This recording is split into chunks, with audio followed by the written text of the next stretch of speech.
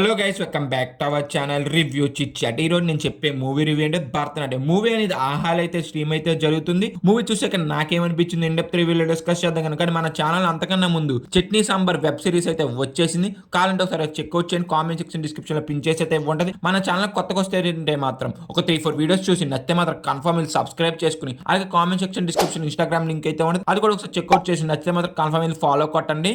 ఇంకేం లేట్ చేయకుండా ఈ మూవీ యొక్క బేసిక్ స్టోరీ లైన్ ఏంటో చూద్దాం. మూవీ మళ్ళీ ఓపెన్ చేయగానే వచ్చి ఏంటంటే డైరెక్టర్ అయితే అవ్వాలనుకుంటాడు. అప్పటికే మనోడు ఒకళ్ళ దగ్గరికి వెళ్ళి కథ చెప్తామంటే కొన్ని చేంజెస్ అనేది చేయమంటాడు. మనోడికి అయితే నచ్చదు. అప్పటికే హీరోయిన్ మనం పెళ్లి చేసుకుందాం, మంచిగా జాబ్ చేసి అయితే అంటే మనోడికి అప్పటికే ప్రాబ్లమ్స్ వల్ల ఒక క్రైమ్ అనేది చేస్తాడు. మనీ అవసరం వచ్చి మొత్తానికి లైఫ్ ఏమైంది అనేది మూవీ చూసి అయితే మీరు తెలుసుకోవాలి.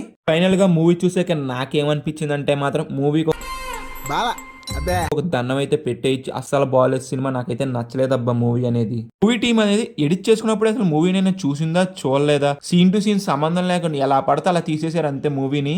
ఆహా వాళ్ళు ఒక్క మంచి సినిమా తీసుకొచ్చారని 4-5 క్రింజ్ సినిమాలు అయితే కన్ఫర్మ్ అయితే తీసుకొచ్చేస్తారు. అసలు ఆహాలో క్రింజ్ కంటెంట్ అనేది చాలా ఎక్కువైపోతుంది, మంచి కంటెంట్ చాలా తక్కువైతే ఉంటుంది. అది ఒకటి చూసుకుంటే మంచిదేమో ఆహా టీం అనేది.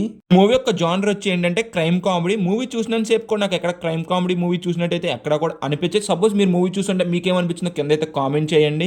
ఈ మూవీ యొక్క స్టోరీ అనేది వెరీ సింపుల్ స్టోరీ. దీని స్క్రీన్ ప్లే ద్వారా కొన్ని మ్యాజిక్స్ అయితే చేయొచ్చు, కానీ మూవీ టీం అనేది ఇందులో అయితే ఫెయిల్ అయితే అయ్యింది.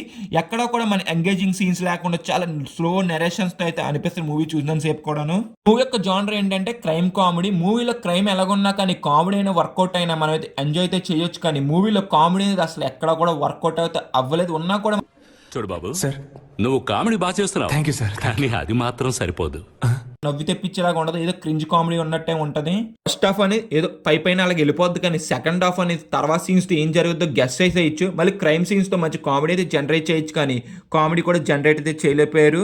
మూవీ చూసాక నాకైతే ఇలాగైతే అనిపించింది. ఇంక ఏదోలాగా మూవీ అనేది కంప్లీట్ చేసి మీకైతే రివ్యూ అయితే ఇచ్చేసాను. ఈ మూవీ అనేది మీ ఇష్టం అయితే ట్రై చేయాలంటే నేనైతే వద్దనేది చెప్తాను. ఈ మూవీని అయితే పర్ఫార్మెన్స్ అంటారా, ఎవరిది నాకు నచ్చలేదు పర్ఫార్మెన్స్ అనేది. ఇంకా ప్రొడక్షన్ సినిమాటోగ్రఫీ అంటే అంతేమీ లేదు, మ్యూజిక్ అంటే అది కూడా ఏమీ లేదు.